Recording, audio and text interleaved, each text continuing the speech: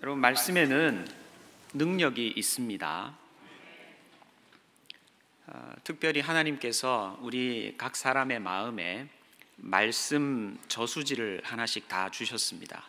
어떤 사람의 저수지에는 늘 하나님의 말씀이 차고 넘치게 저장이 되어 있는가 하면, 어떤 사람의 마음에 있는 말씀 저수지에는 물이 메말라서 거북등처럼 쩍쩍 갈라져 있는, 그래서 하늘로부터 한 방울 한 방울 이슬이라도 내려야 살아갈 수 있고, 하나님께서 은혜의 단비를 내려주셔야 살아갈 수 있는 천수답 인생으로 살아가고 있는 사람들도 있습니다.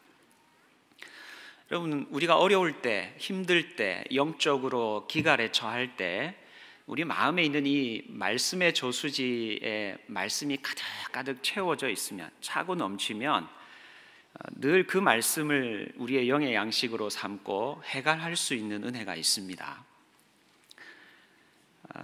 말씀의 저수지에 있는 말씀, 언제든 떠마실 수 있는 말씀, 그 말씀을 낮은 소리로 읊조리고 묵상하게 될 때 이전에 없었던 노래를 부르게 하시고 은혜의 무한지평이 열리게 하시는 은혜들이 우리의 삶에 주어지게 되는 겁니다. 근데 많은 성도들이 훈련을 받으면서도, 또 제가 교구에서 사역을 할 때도 신방 가서 말씀을 묵상하세요 나누면, 목사님, 묵상이 뭔지를 잘 모르겠습니다, 어떻게 하는지 잘 모르겠습니다, 이런 분들이 많으세요. 근데 여러분, 사실 여러분은 아주 탁월한 묵상의 능력이 있다는 걸 아십니까? 하나님의 말씀으로는 묵상이 잘 안 되지만 여러분은 염려거리가 찾아오면 무한 염려, 절대 염려, 초월적 염려를 하며 주야로 염려를 묵상을 합니다. 다가오지 않은 일들까지 당겨가면서 가불해가면서 염려하세요. 여러분, 사랑하는 사람이 생겼을 때, 우리 젊은이들 오늘 찬양하셨는데, 사랑하는 사람이 생기고 나면 그 사람에 대해서 뜨문뜨문 생각이 나고 묵상이 됩니까? 주야로 묵상이 됩니까? 아주 묵상의 능력이 탁월합니다. 그렇게 탁월할 수가 없어요.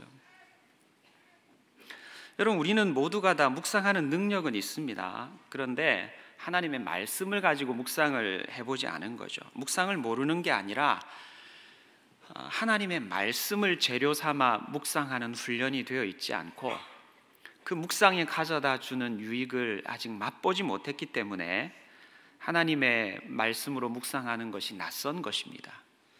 그렇지만 우리 마음의 말씀 저수지에 하나님의 말씀을, 72구절의 말씀을 이번 40주년 토비세를 맞아서 한 구절씩 한 구절씩, 한 바가지씩 이렇게 말씀 저수지에 저장을 해 두시면, 여러분이 고난 가운데 있을 때, 또는 성령께서 여러분에게 깨달음을 주실 때 그 말씀의 참된 의미가 무엇인지를 깨닫게 되고, 그리고 영혼이 복락의 강수를 누리게 되는 것들을 체험하게 될 줄 믿습니다. 저도 나름 좋은 주일학교를 졸업했기 때문에 이 로마서 12장 1절 말씀은 어릴 때부터 암송했던 말씀입니다. 근데 제가 오늘 한 구절의 말씀을 가지고 토비세 때 말씀을 전해야 되기 때문에 저도 주야로 이번 주간 이 말씀을 묵상을 했어요. 그리고 역시나 주야로 묵상하는 가운데서 저에게 주신 깨달음이 있었습니다. 오늘 하나님께서 제게 주신 깨달음, 말씀을 묵상하면서 성령께서 제게 주셨던 도전의 말씀들을 함께 나눌 때 우리 모든 성도들의 삶에도 마음에도 하나님께서 은혜의 복락의 강수로 넘실대게 하시는 역사를 일으켜 주시기를 바랍니다. 오늘 본문은 그러므로라는 접속사로 시작을 합니다. 이 로마서는 여러분이 잘 아시는 것처럼 바울의 복음이다, 그렇게 할 만큼 예수 그리스도를 믿는 믿음으로 구원을 얻게 되는 우리의 믿음의 여정에 대해서 잘 알려주시는 말씀입니다. 1장부터 11장까지의 말씀을 통해서 우리가 믿음으로 구원을 얻었다는 내용을 다 정리를 잘 해주셨어요. 그러므로 우리가 이제 믿음으로 구원을 얻었으므로, 믿음으로 의롭다 하심을 얻었으므로, 그러므로 너희는 이렇게 하라, 너희 몸을 산 제물로 드려라, 영적 예배를 드려라, 그렇게 도전을 해주고 계세요. 그러므로 한 단어 안에 그런 많은 의미가 들어있는 거죠. 그러므로 너희가 구원을 얻었으므로 권면으로 바로 들어가지 않고 형제들아 라고 말을 합니다. 이 형제들은 로마에 있는 신앙생활을 하는 성도들이었습니다. 여러분, 로마는 주전 753년에 세워졌고요, 바울 시대에는 100만 명이 넘는 인구가 살고 있었던 그 당시 세계에서 가장 큰 도시였습니다.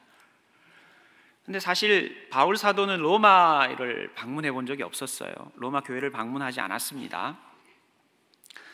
근데 누가 로마 교회를 세웠느냐? 아마도 오순절날 예루살렘을 방문했던 유대인들이나 아니면 유대교로 개종했던 사람들이 오순절날 선포되는 하나님의 큰 일 말함을 듣고, 하나님의 복음을 듣고 돌아가서 교회를 세웠을 것이다, 그렇게 주장을 하기도 하고, 바울 사도가 아시아나 마게도냐나 헬라에 세웠던 여러 교회들에서 복음을 전해 들었던 사람들이 로마로 이주를 해가서 그곳에서 믿음 생활을 하고 있었을 것이다, 그렇게 주장을 하는 학자들도 있습니다. 어찌됐든 로마에도 예수 그리스도의 복음을 믿는 성도들의 공동체가 있었어요. 하지만 아직 바울 사도는 한 번도 가보지를 못했습니다. 만나보지를 못했어요. 얼굴과 얼굴을 대면하여 만나지도 못하고 악수 한 번도 못하고 안아보지도 못한 사람들이었습니다. 근데도 형제라고 부릅니다.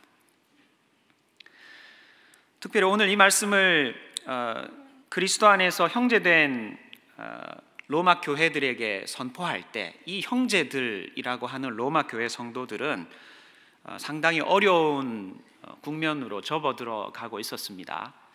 바울이 로마서를 썼을 때는 주후 57년경인데 로마의 네로 황제를 통해서 기독교인들에 대한 엄청난 박해가 일어났던 것이 주후 64년경이었습니다.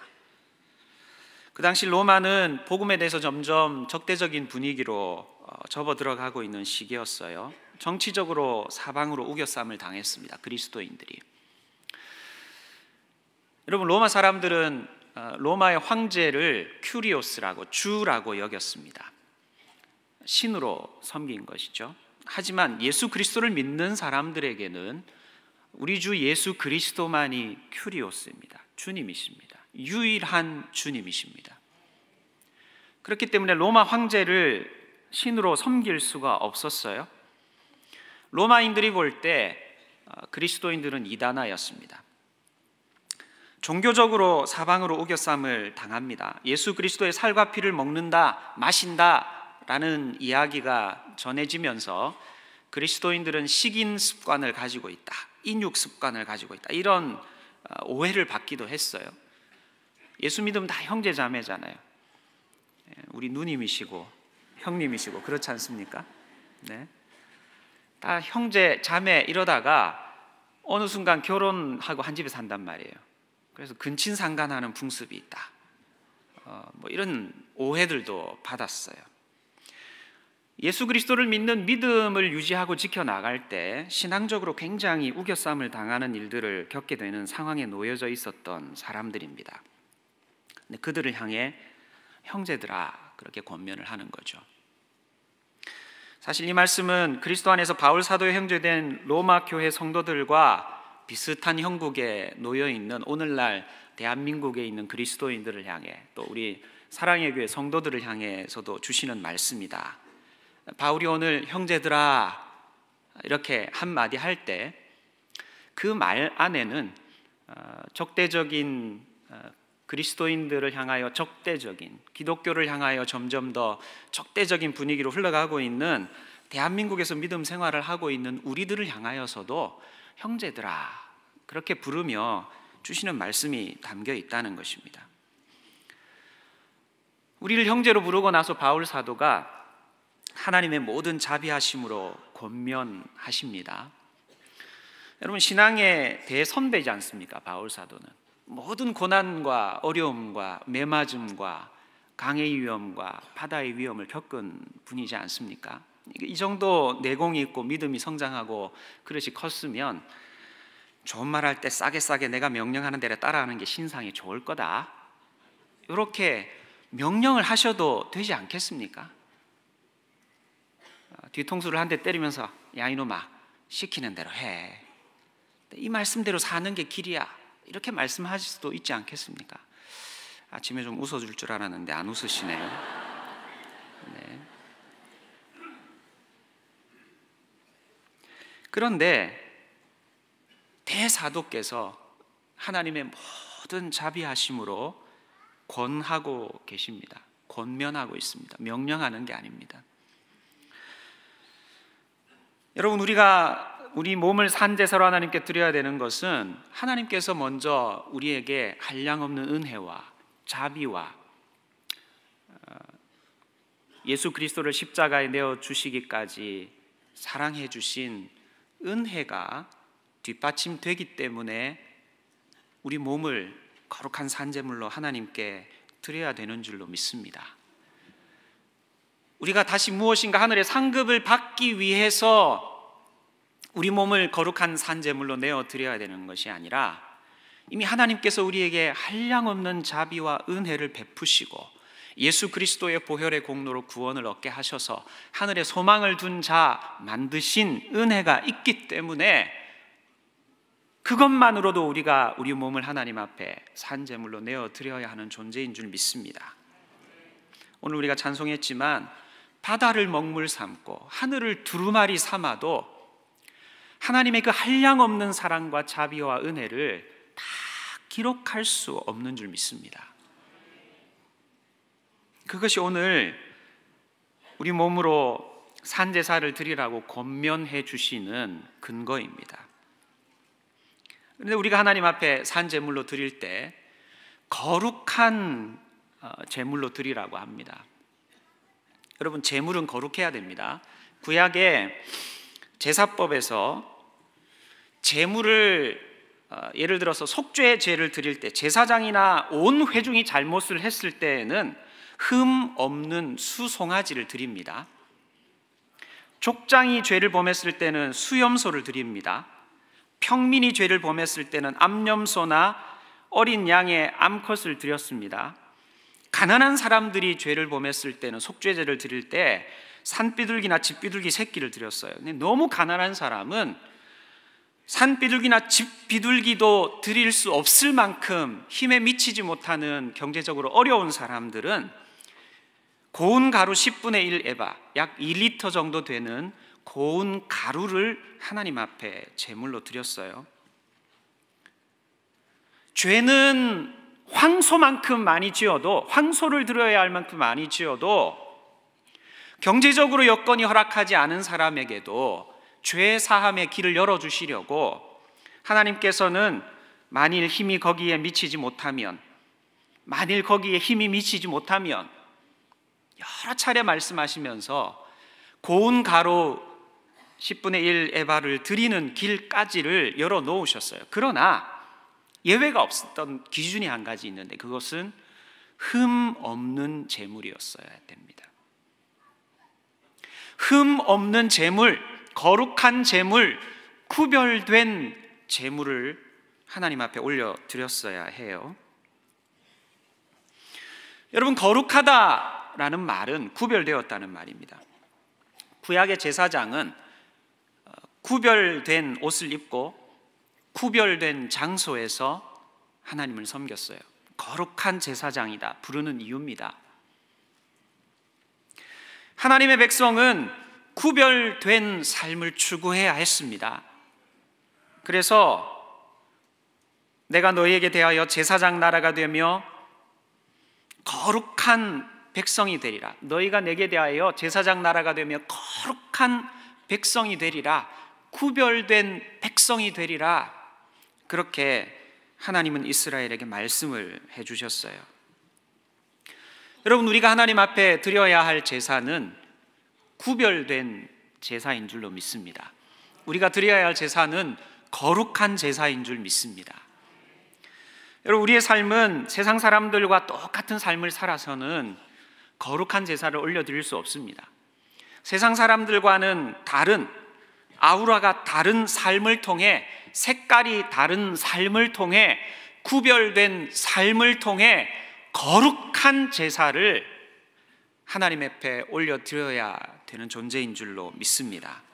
매 순간 매 순간 매일매일 거룩한 생각을 하고 거룩한 선택을 하고 거룩한 말을 하고 거룩한 섬김을 하고 거룩한 열매를 맺어 삶 전부를 하나님이 기뻐하시는 구별된 삶으로 거룩한 제사로 제물로 주님 앞에 올려드려야 될 존재일 줄 믿습니다.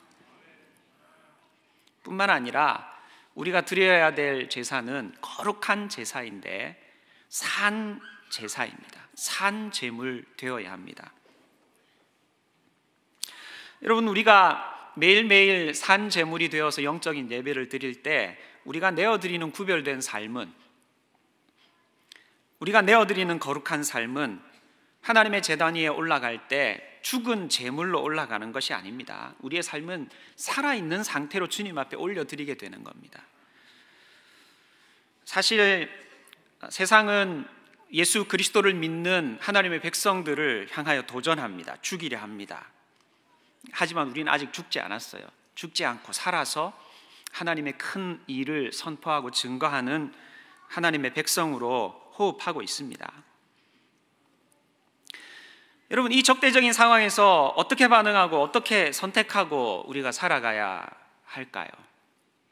사실 로마에 있는 성도들만이 아니라 오늘 대한민국을 살아가고 있는 21세기를 살아가고 있는 오늘날 한국에 있는 성도들만이 아니라 예수님도 적대적인 환경 속에서 순간순간 사방으로 우겨쌈을 당하면서 하나님께서 허락하신 사명 감당하며 산 죄물 되는 인생을 살아가셨습니다. 예를 들자면 예수님은 가늠한 여인을 현장에서 잡아와서 모세는 율법에 이러한 여자를 돌로 치라 그렇게 명령을 했는데 선생님은 어떻게 말하겠습니까? 그렇게 도전하는 어려운 상황에 직면을 했습니다. 왜 이게 어려운 상황이냐? 왜 이게 사방으로 우겨쌈을 당하는 상황이냐? 만약 예수님께서 돌로 쳐라 그렇게 말하면 사형 언도를 내린 것이나 마찬가지이기 때문에 로마 법을 어기는 것입니다. 사형 언도는 로마 당국만 내릴 수가 있었어요. 하지만 돌로 치지 마라, 사랑의 주님께서 가늠한 여인을 향하여 용서해 주라 그렇게 말씀하면 가늠하다 걸린 사람들, 현장에서 발각된 사람들을 돌로 쳐 죽이라고 하는 유대의 법을, 종교 법을 어기게 되는 겁니다. 예수님이 율법을 가르치는 종교의 지도자로서, 랍비로서, 영혼을 구원해내는 구원자로서 하나님의 율법을 지키면서도 죄 지은 영혼을 구원해내어야 하는 선택하기 어려운 환경에 놓이게 된 거예요. 랍비로서의 체면을 지키고 율법 교사로서의 체면을 지켜야 할 것인지, 아니면 나약하고 연약한 한 여인의 생명을 구해내어야 할 것인지 선택을 해야 되는 상황에 내몰렸다는 것입니다. 그리고 궁극적으로는 이 일을 통해서 예수님의 권위를 깎아내리고 무시하고 결국은 예수님도 돌로 쳐 죽이겠다는, 죽음으로 내몰겠다는 적대적인 저기가 흘러 넘치는 상황이었어요. 예수님께서 이 상황을 너희 중에 죄 없는 자가 돌로 먼저 치라고 답변을 하시면서 여인도 구해내고, 예수님께서 율법 교사로 명예를 지켜갈 수 있는 길을 선택해 내셨던 것입니다. 품위 있게 위기를 모면하신 거예요. 화를 내거나 분노하지도 않으셨습니다. 자기 생명만 보존하는 선택을 하지도 않으셨습니다. 간음하는 여인을 구원해내며 하나님의 사랑을 증거하며 하나님께서 맡겨주신 사명을 온전하게 이루는 산 제물이 되는 길, 어렵지만 찾아내기가 쉽지 않은 길이지만 하나님께서 허락하시는 지혜를 가지고 어려운 환경 속에 사방으로 우겨쌈을 당하는 속에 하나님께서 열어주시는 길로 한 걸음 한 걸음 내디디며 하나님께서 입에 담아주시는 말씀으로, 성령의 지혜를 따라 허락하신 말씀으로 선포하며 그 길을 돌파해 나가셨던 거예요. 여러분, 예수님은 요즘 말로 하면 클래스가 다른 반응을 하셨습니다. 또 안 웃으시네요. 네, 격이 다른 반응을 하셨습니다. 그렇게 격이 다르게 늘 하나님 주시는 지혜를 붙들고 자신의 유익만을 구하고 자신의 생존만을 생각하는 수준을 넘어서 하나님께서 원하시는 삶의 열매, 사역의 열매, 생명의 열매를 맺어갈 수 있는 길을 찾아가시며 하루하루 자신의 삶을 하나님의 제단 위에 산 제물로 내어놓으셨어요. 그리고 궁극적으로는 십자가 위에서 산 제물 되셔서 목숨의 값을 쏟아내 놓으셨습니다. 여러분, 우리도 예수님처럼 적대적인 세상 속에서 클래스가 다른 삶, 격이 다른 삶을 살아가야 되는 존재인 줄 믿습니다.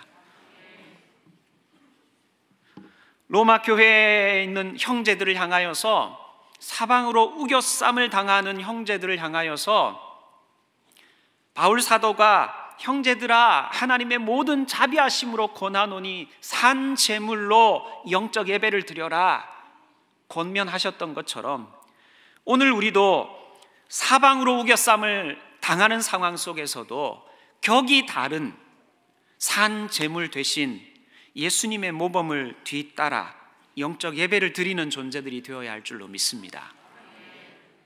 예수님께서 어떻게 격이 다른 산 제물의 삶을 사셨습니까? 영적인 예배를 드리는 삶을 살게 되셨습니까? 그 비결을 세 가지로 제가 오늘 나누려고 합니다. 첫 번째 비결입니다. 보여주세요. 지혜를 구해야 합니다. 야고보서 1장 5절 말씀을 한번 읽어보겠습니다. 함께 읽습니다. 너희 중에 누구든지 지혜가 부족하거든 모든 사람에게 후히 주시고 꾸짖지 아니하시는 하나님께 구하라. 그리하면 주시리라. 여러분, 교회는 도전하는 세상과 다른 도덕적인 특성을 가진 구별된 공동체, 거룩한 공동체가 되어야 됩니다. 교회만 살겠다, 교회만 살리겠다라는 것만 선택해야 되는 것이 아니라 세상을 살리는 길을 유지하고 붙들고 나가야 합니다. 세상만 살려내는 것이 아니라 교회를 살려내는 길을 찾아가야 합니다. 이건 육신의 한계에 갇힌 이성적인 판단으로, 인간이 가지고 있는 지혜로 풀어낼 수 있는 길이 아닙니다. 이건 후히 주시고 꾸짖지 아니하시는 하나님께 구하여 하나님이 하늘의 지혜로 우리에게 채워주셔야 해결할 수 있고 찾아낼 수 있는 길입니다.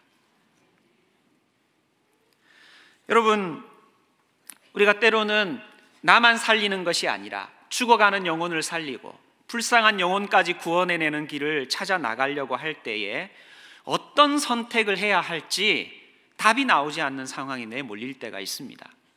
사방으로 우겨쌈을 당하고 올무에 걸린 것처럼 느껴질 때가 찾아오는 때가 있습니다. 그렇게 앞이 보이지 않는 안개지역으로 들어가면 절대로 속도를 내서는 안 됩니다. 안개지역으로 들어갔다, 제일 먼저 해야 되는 것은 브레이크를 밟는 겁니다. 인생의 속도를 줄이는 겁니다. 사역의 속도를 줄이는 거예요. 그리고 나서 안개등을 켜야 합니다. 1m 앞, 2m 앞을 보여주는 안개등을 켜고 보이는 만큼, 보이는 길만큼 속도를 줄이고 한 걸음 한 걸음 내딛다 보면 어느 틈엔가 안개가 걷히고 우리가 가야 할 시온의 대로가, 다름질해 가야 할 시온의 대로가, 우리가 도달해야 될 믿음의 표대가 다시 명확하게 우리 눈앞에 펼쳐지는 역사를 경험하는 때가 찾아오는 것입니다. 여러분, 우리가 하나님의 지혜를 구하며 기도하면 후히 주시고 꾸짖지 아니하시는 하나님께서 교회도 살리고 세상도 살릴 길을 우리에게 허락해 주실 줄 믿습니다. 율법 교사로서의 명예도 지키고 가늠한 여인의 생명도 살려낼 수 있는 하늘의 지혜의 해안을 우리들에게 허락해 주실 줄 믿습니다. 두 번째 비결입니다. 적대적인 세상에서 격이 다른 삶을 사는 비결, 매일 매순간 산재물 되는 비결은 뱀같이 지혜롭고 비둘기같이 순결해야 합니다. 예수님은 12제자를 파송하시면서 이렇게 말씀하셨어요. 마태복음 10장 16절입니다. 한번 읽어보겠습니다. 보라, 내가 너희를 보냄이 양을 이리 가운데로 보냄과 같도다. 그러므로 너희는 뱀같이 지혜롭고 비둘기같이 순결하라. 여러분, 오늘도 예수님은 우리를 세상으로 보내십니다. 근데 보내시면서 양을 이리 가운데 보내는 것 같이 내 마음이 안타깝다, 그렇게 말씀을 하십니다. 그러시면서 권면하신 말씀이 너희가 세상에 나가서 눈 뜨고도 코 베는 세상에 나아가서 정말 비둘기처럼 순결함을 좀 놓치지 말아라. 비둘기처럼 순결함을 놓치지 않고 살아가다 보면 늘 눈 뜨고 코 베이는 상황에 직면할 수 있으니 뱀처럼 지혜로워야 한다는 것들을 잊지 말아라. 그렇게 권면을 해주시는 거예요. 예수님께서도 가늠한 여인을 현장에서 잡아 데리고 왔을 때 비둘기같이 순결함을 놓치지 않으셨습니다. 비둘기처럼 순결함만 붙든 것이 아니라 뱀처럼 지혜로움도 놓치지 않으셨습니다.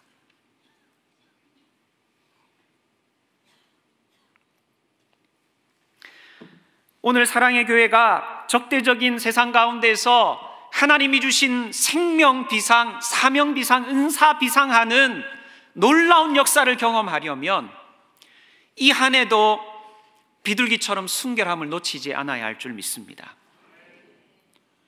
그러면서도 이 한 해 우리가 뱀처럼 지혜로움을 하나님께 거하고 붙들고 나가야 할 줄로 믿습니다. 세 번째 비결입니다. 적대적인 세상에서 격이 다른 삶을 살고 매일 매순간 산재물 되는 비결이 뭐냐? 세 번째, 나는 죽고 내 안에 그리스도께서 사셔야 합니다. 여러분, 구약에서 드린 제물은, 짐승 제물은 모두 죽여서 각을 떠서 제단 위에 올렸습니다. 각을 떠서 제단 위에 올려서 불 사를 때 불에 타 들어가는 고통을 느끼지 않았어요. 제단 위에 제물은 이미 죽은 제물이 올라가 있었습니다. 하지만 우리가 드려야 될 제물은 적대적인 세상 가운데서 오늘 우리가 우리 몸을 산 제물로 드려야 하는 살아있는 제물입니다. 여러분, 우리가 눈 뜨고도 고백하는 세상에서, 엿먹어라 하는 세상에서 예수 그리스도께서 허락하신 비둘기처럼 순결한 마음을 가지고 주님 뒤 따라가는 제자의 삶을 살아갈 때 여러분, 때로는 손해보는 느낌이 들지 않습니까? 내가 이렇게까지 감정적인 손해를 봐야 하나 하는 본전 생각이 나지 않습니까? 저는 나던데요. 아직 제가 살아있으니까요.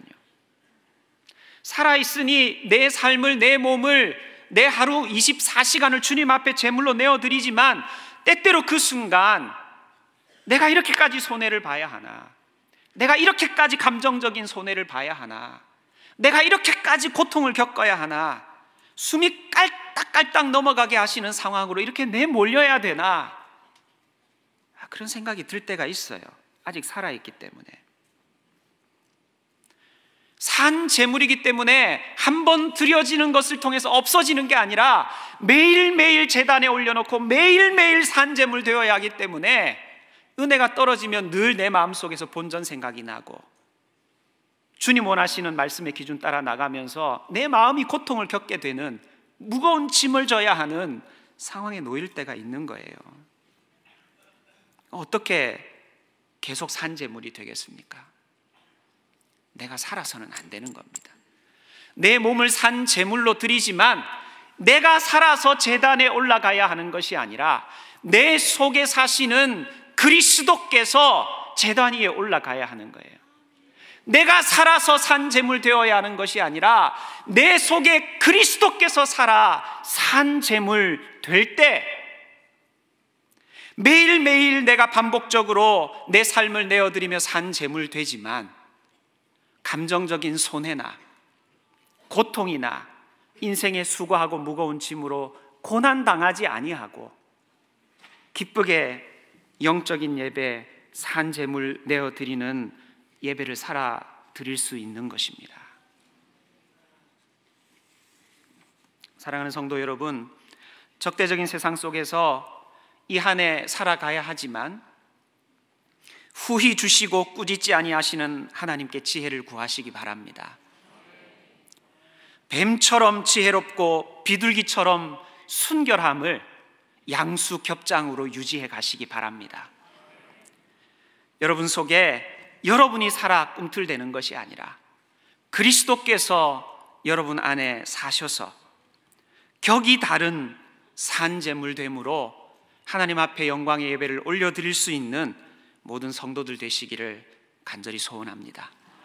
함께 기도하겠습니다. 하나님 아버지,